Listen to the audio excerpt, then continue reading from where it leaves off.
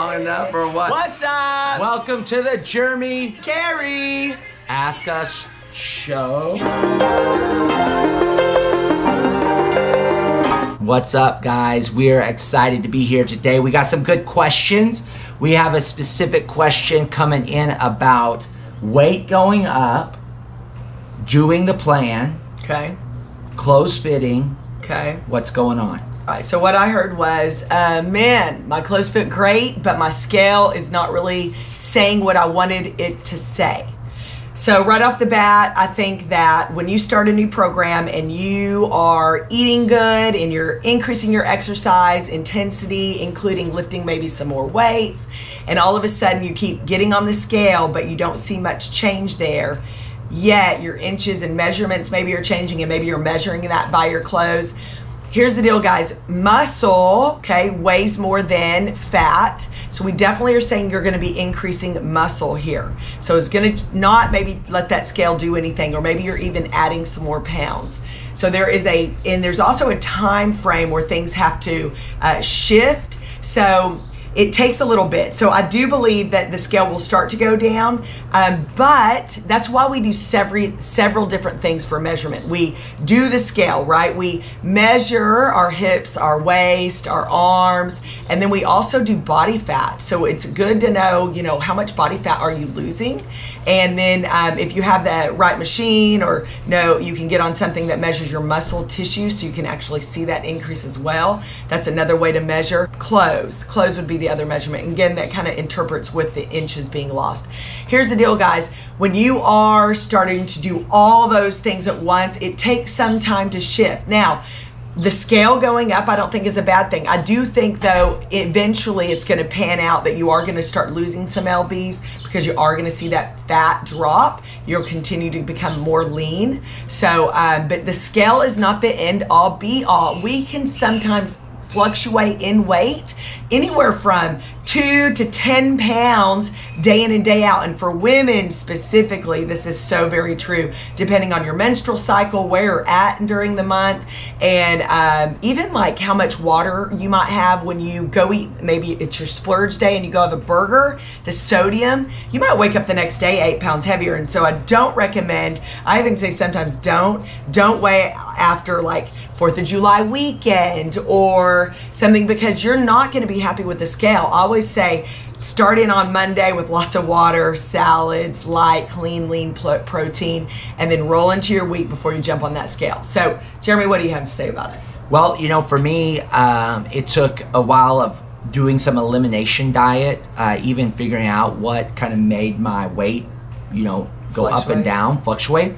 So everybody's different. That's the uniqueness of nutrition and diet and weight gain, and depending on where you're at. If you've ever tried to done elimination diet, it helps to pinpoint what foods help you. Wow, you got a little dog action over there. Weight fluctuation depending on what you're eating and being aware of how you do that. So for me, what I narrowed down to was how eggs were impacting my gut.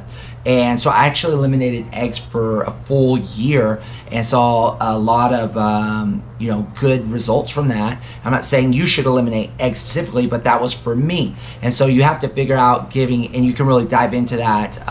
We'll get to you some details about elimination diet and how that can help you kind of figure out what might be impacting you and your body. If that's not the case for you, totally good. I think it's just continue with consistency on the plan and don't let this thwart you on what it is that you're doing, and keep moving forward. Good call. Yeah. Good call. What if I had an injury last June on my rotator cuff, and I had rotator cuff surgery? I had started a workout plan, but after surgery, I never got back to the gym. What should I do? An injury is a setback. It not only physically sets you back, obviously, but mentally it can set you back. And so now you're battling a couple of things. You're like, oh, I can't do what I used to do. And that's what you know, and that's what you think that's the only thing for me to do. And so we've kind of got to shift there and say, okay, that happened. That's not the only way to exercise. There are ways to work around it. How can we keep you moving, keep you mentally sane while you work through this injury? So, you know, whether that's rehab on the specific injury and then adding in those little few things maybe that you can do to keep your body moving. And again, I'm going to go back to mental health. This is going to shift that. So the other thing is then if you get through the injury and you're like, okay, I'm ready to go back, but maybe mentally you've been out of it. It's kind of getting that flywheel started again and creating the momentum around the habit of exercise.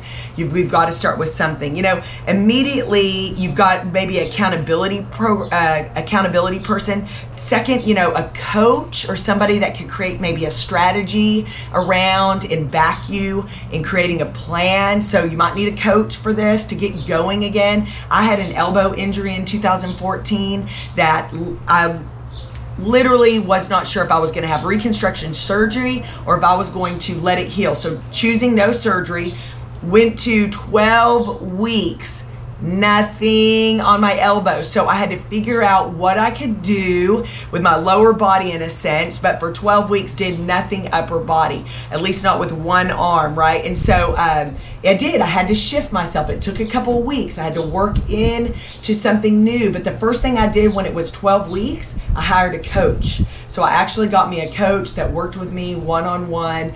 You know, so I do think there's someone that's got to be there to kind of meet with you to construct the plan. Jeremy, what do you think? I think that, you know, really working with an individual that can help you is probably priority number one.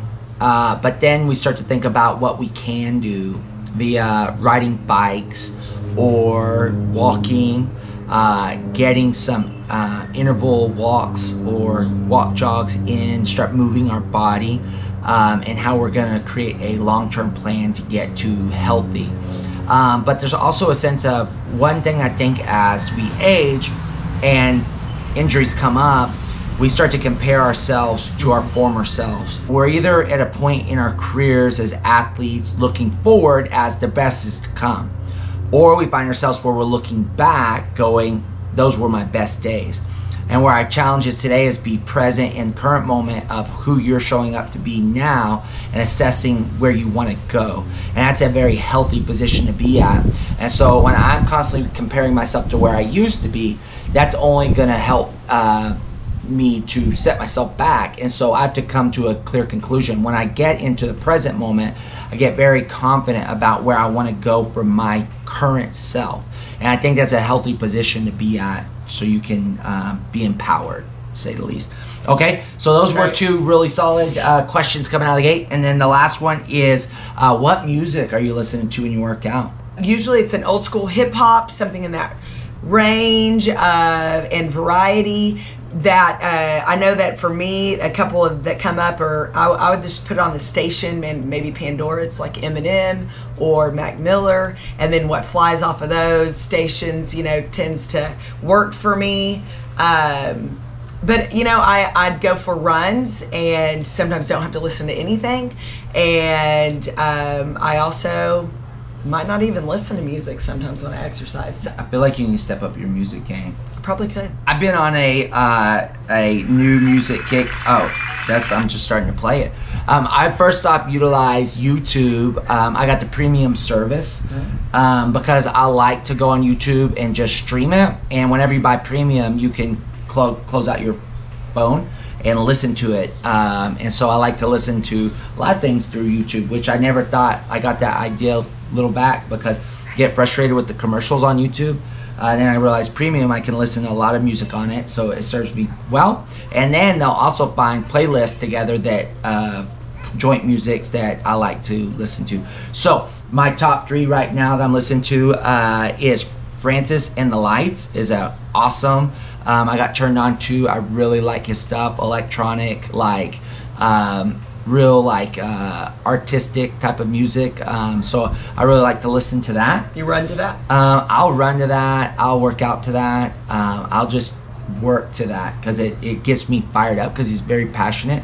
He also does some producing for with what's his name, Chance the Rapper, and some other folks, so he's pretty good. I don't know if y'all say it right, but it's like Moite, UETE. It almost sounds like mute, but they play, it's like a marching band.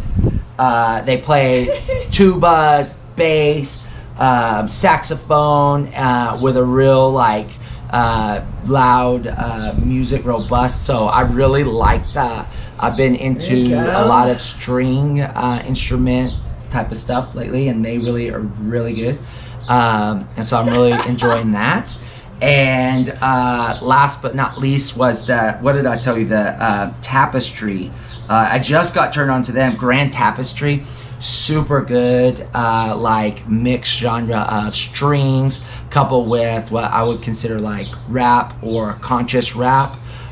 Very in-depth and makes you think, so I really enjoy that. Me and my son, we like to listen to bass music, so we go to YouTube and just put bass music in, and me and my son jam that, and there's great playlists with just bass music.